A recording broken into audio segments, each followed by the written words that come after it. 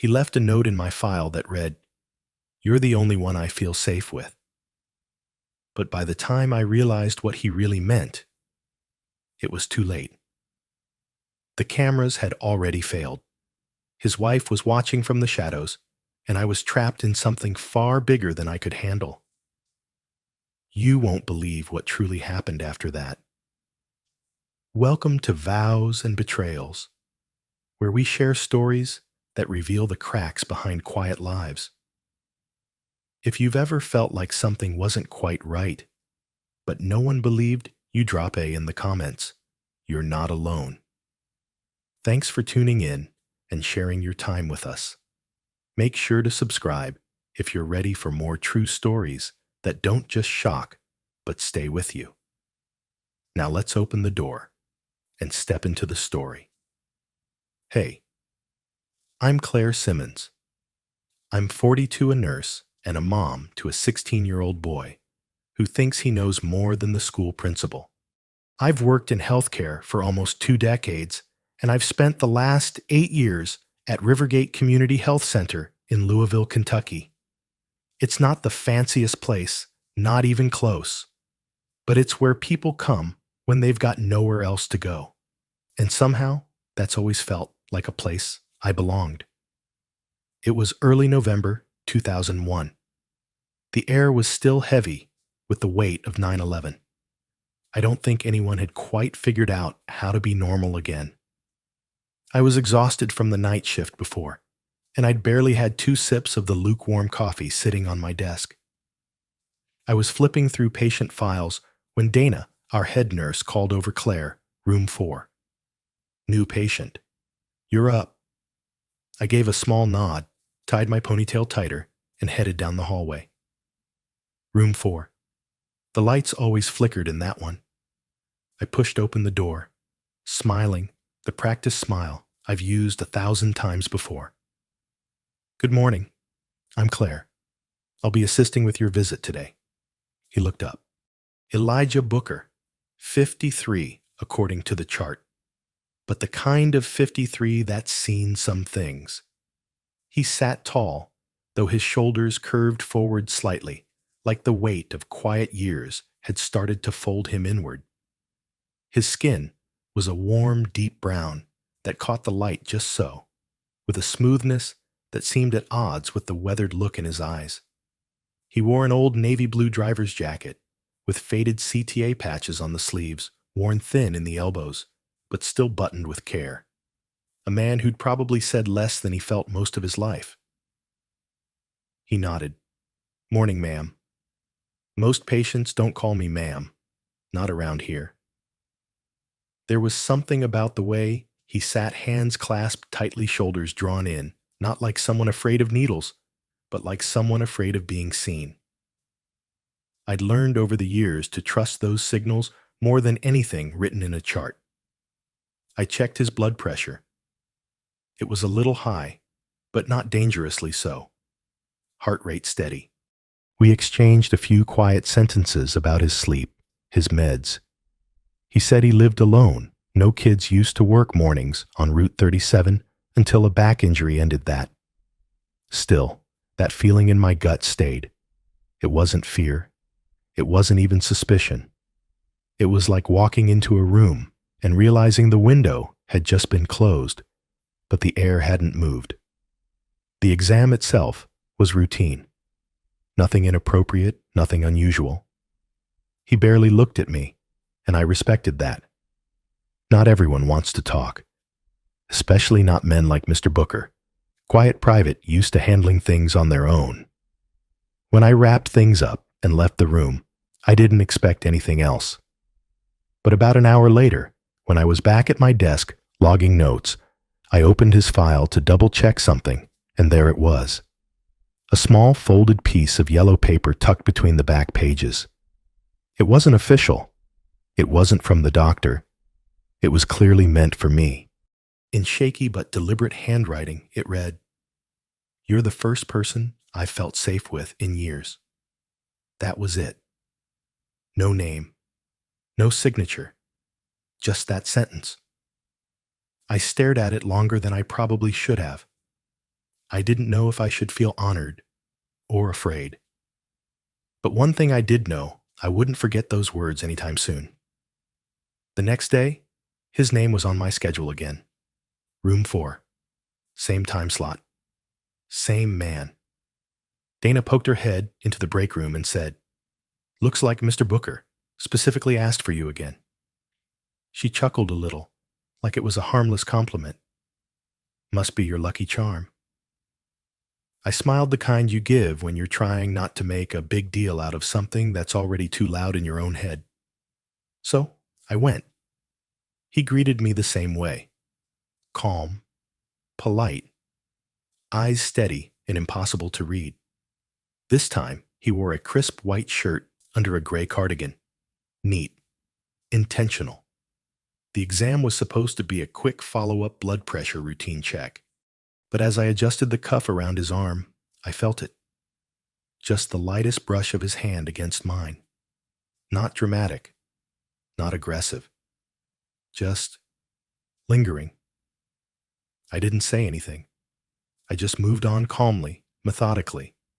But the prickle down the back of my neck stayed long after I'd left the room. That night, as I lay in bed, I replayed the moment over and over. Maybe it was an accident. Maybe he didn't even realize. Or maybe I was reading too much into it. I'd been under stress. My son had been skipping classes again. I hadn't slept well in days. My mind was already playing tricks on me, right? But the following week, he requested me again. And again. By the 4th visit, I could no longer chalk it up to coincidence. There were other nurses available, some younger, friendlier, even flirtier. But he kept asking for me. The touches didn't escalate, but they didn't stop either. Sometimes it was when I passed him a clipboard. Other times, when I reached to adjust his gown. Always brief. Always just enough to question my own judgment. I started making notes after each appointment just in case. I didn't tell anyone. Not yet. Then one afternoon, as I logged his latest vitals into the system, a wave of unease hit me again. Stronger this time, like I was missing something. So I asked the clinic tech if I could review the hallway footage from last week, purely for a chart discrepancy, I said. He nodded, pulled up the camera logs. Then he frowned. Huh, that's weird. What is videos corrupted for that day? We had a system update, and looks like some files didn't back up properly.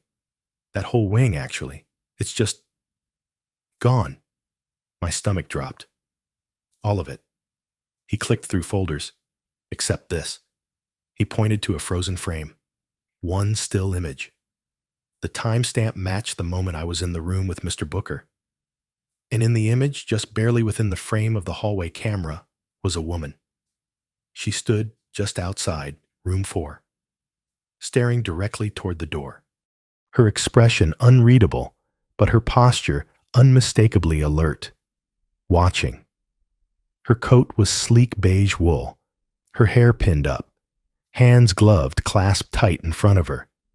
She looked like she'd stepped out of a courtroom, not a clinic hallway. That must be his wife, I murmured, though I wasn't sure how I knew. I just did. And from that moment on, everything shifted. I stopped walking past room 4 unless I had to. I found myself glancing over my shoulder more than I liked. I kept expecting to see that woman, those gloved hands, that steady gaze waiting in the shadows. And Mr. Booker. He never said anything out of line, never crossed an obvious boundary, but something about the way he smiled, like we were sharing a private joke. Only he understood, made my stomach twist every time. I told myself it was nothing, just tension, just tired nerves. But deep down, I already knew. This wasn't just about a patient and a nurse anymore. Something had begun, something quiet and dangerous. A few days later, while I was updating some patient files in the back office, someone knocked lightly on the doorframe. It was Betty. Betty used to be the head nurse at Rivergate. She'd retired the year I joined, but she still came by once a month to check in on old friends and sometimes volunteer at the front desk. She was in her late 60s, silver curls tucked neatly behind her ears, and a voice that never rose above a soft, calm hum. She leaned in, holding a folder, and smiling like always, but something in her eyes looked heavier this time. "I heard you've been working with Elijah Booker," she said, not asking, just knowing. I nodded slowly. "You know him." Betty let out a breath, like she'd been holding it for years. "Oh, I knew him. We all did." I waited. She stepped in, placed the folder on the desk, and looked at me with a quiet kind of warning. "Elijah always wore a mask," she said gently. Soft voice, polished manners.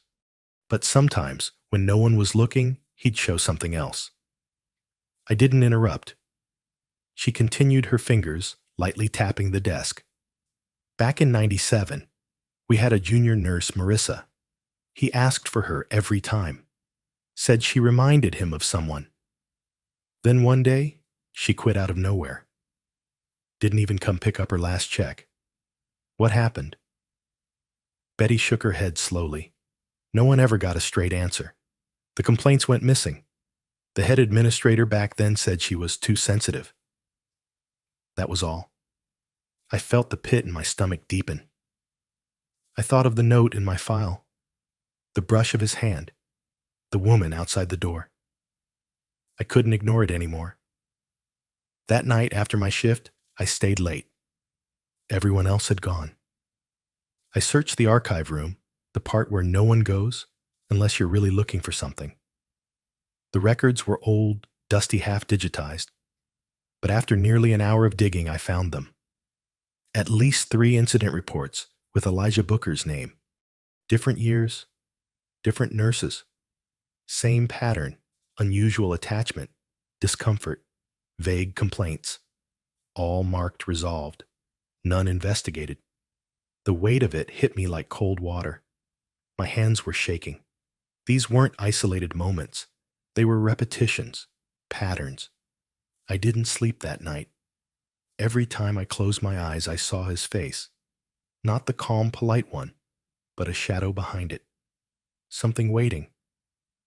Over the next few days, I became someone else. Distracted, edgy. I double-checked every lock, slept with the hallway light on. I started dreaming in pieces, his hand on my wrist, the note, the hallway camera, always watching. I still hadn't told Dana, still hadn't told admin. I didn't have proof, just instinct memories, whispers from old files. Then one Thursday morning it happened. I was walking to the coffee machine in the break room when a woman stepped into my path. It was her. The woman from the camera, still. Close up, she looked just as composed, high cheekbones, pearl earrings, a cream scarf, wrapped with precision. She didn't introduce herself. She didn't smile. "I'm Elijah's wife," she said. I froze. "I've seen you. I know he's been requesting you. I know how it starts." I opened my mouth to respond, but she raised a hand. "I've watched this before. I've lived it." Her voice never cracked. It was steady as stone. "You think it's you," she said, "but it's not. He finds women like you. He makes them feel chosen. Then he turns it." My heart was pounding in my chest, but I couldn't look away. She reached into her handbag and pulled out a small envelope, handed it to me. "I want you to help me stop him," she said. Then she turned, walked away, her heels clicking softly on the tile. I waited until I was alone in the break room before I opened the envelope. Inside was a folded note and a USB drive. The note was short. "These are not rumors.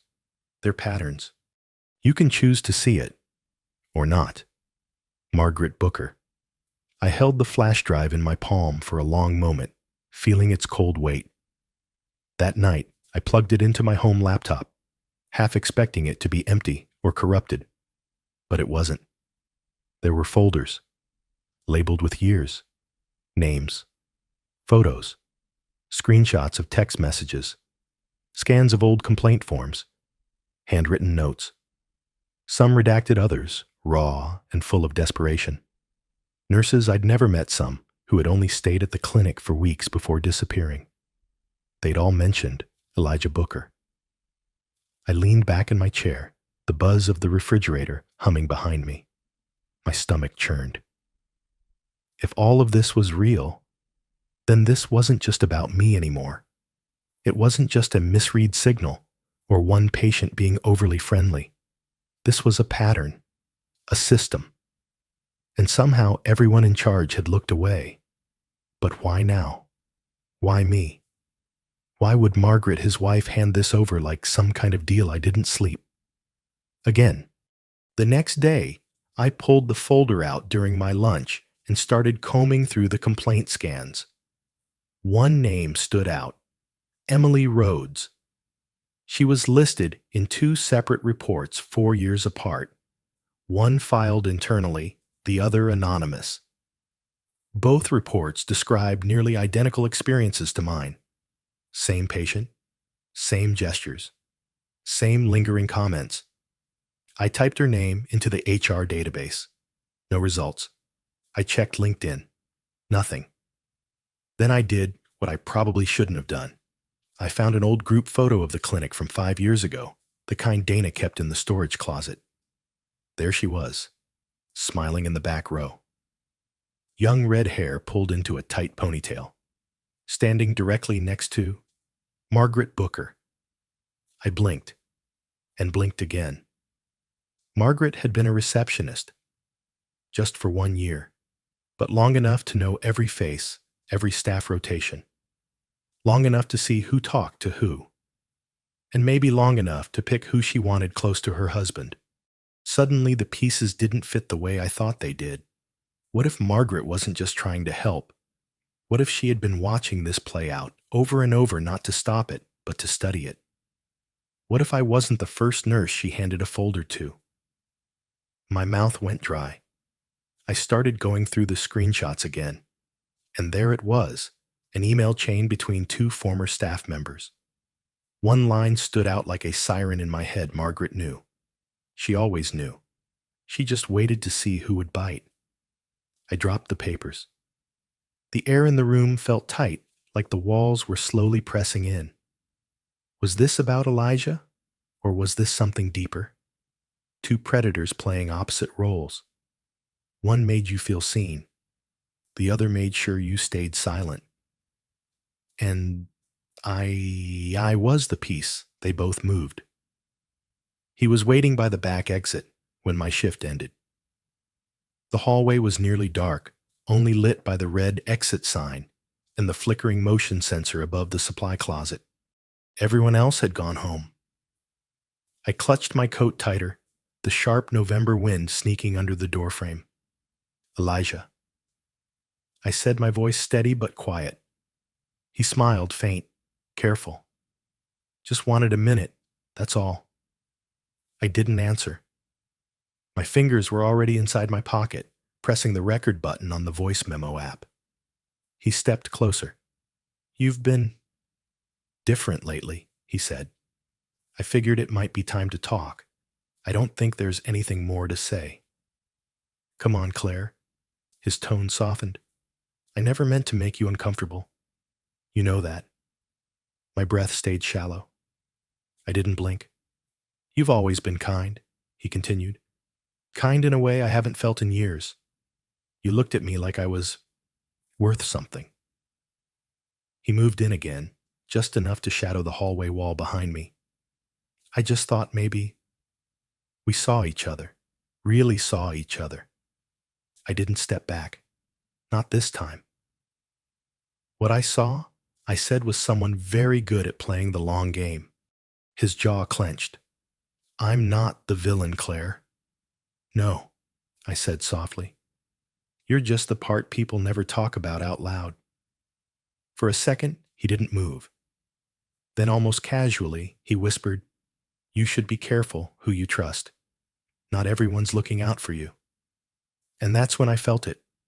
A shift in air. A presence. I turned my head slightly. Margaret was there, standing just beyond the bend in the hallway, silent, her coat buttoned up to her chin, no expression on her face, eyes locked on us. Booker saw her too, but he didn't speak. He just looked down, then turned and walked away, shoes echoing down the corridor. Margaret said nothing, didn't follow, didn't approach. She simply stared at me. Then without a word, turned and disappeared into the stairwell. The silence that followed was deafening. The next morning, I walked straight into Dana's office. I handed her the folder. Every printout, every note. I forwarded the audio file. I told her everything. To her credit, Dana didn't blink, just nodded once and picked up the phone. Within the week, an internal review was launched. Booker's future appointments were canceled indefinitely, but none of that made me feel triumphant. When I stepped out of Rivergate that evening, the sky was low and gray. A fine rain was falling, not enough to soak, just enough to cling. I stood there for a moment, letting the air settle around me. I reached into my tote bag to pull out the folder Margaret had first given me, but there was something new inside. A small silver key and a note. Locker.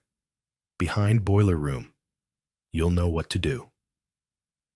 The boiler room was at the far end of the clinic, past the mop closet, and behind a warped metal door that rarely got opened. I'd never had a reason to be down there. Most people didn't. The hallway that led to it was dim, the kind of dim that made shadows stretch a little too far and sounds echo a little too long. The key fit the locker perfectly. It clicked open with a soft metallic sigh. Inside was a cardboard box sealed with packing tape, its edges worn with time. On top, a single note, "He can't lie if the truth speaks first." I opened the box. There were files.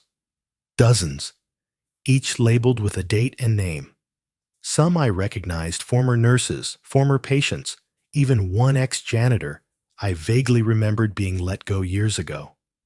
Each file contained handwritten statements, emails, appointment logs, even screenshots from old security footage, undated, grainy, but clear enough to see what they showed.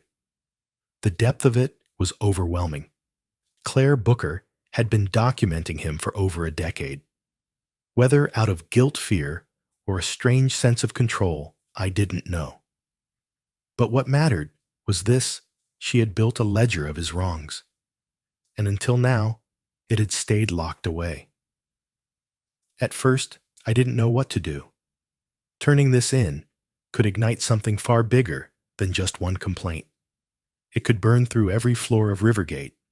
It could cost people their jobs, maybe even mine. But I also knew this silence had been their safety net for far too long. I stood there gripping the box, heart pounding against my ribs like a fist. Not from fear. From knowing. Knowing that this time I held the story. I held the proof. I held the power. And maybe, just maybe, that meant he wouldn't hold anyone else again. There are moments when we're asked to be quiet, not because we have nothing to say, but because our truth might cost someone else their comfort. Clare's story isn't just about a patient or a clinic. It's about how easily manipulation wears the mask of charm, how predators learn to smile before they strike, and how systems often turn away when it's easier to protect a name than a person. But sometimes all it takes is one voice refusing to be silenced, to unravel years of practiced silence. If you've ever questioned your instincts or wondered if speaking up was too much, this story is your reminder. Your voice matters. And sometimes, the truth, no matter how quiet, can be louder than a lie ever shouted. Thank you for walking with us through Clare's journey. If her courage moved, you share this video, or leave a simple "I see you" in the comments. Someone might need it more than you think. This is Vows and Betrayals, where silence breaks and stories matter. Let the truth echo. Always.